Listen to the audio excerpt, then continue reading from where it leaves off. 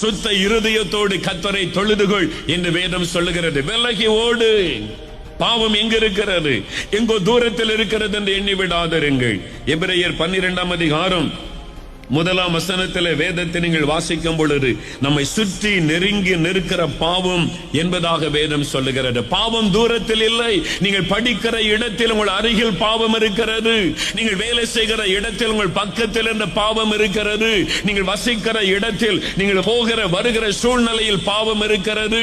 உங்களை பாவத்திற்குள்ளே தள்ளும்படியாக சில நண்பர்களை பிசாசு ஆயத்தப்படுத்தி அனுப்பக்கூடும். உங்களை பாவ வலையிலே விழ வைக்கும்படியாக சில தவறான நபர்கள் சாத்தான் இடத்தில் அனுப்பக்கூடும். உங்கள் அருகிலே தான் பாவம் இருக்கிறது, தூரத்தில் இருக்கிறது என்று எண்ணாதிருங்கள். நம்மை சுற்றி நெருங்கி நிற்கிற பாவம் என்பதாக வேதம் சொல்லுகிறது. அதை தள்ளிவிட்டு நாம் ஓட வேண்டும் என்று வேதம் சொல்லுகிறது.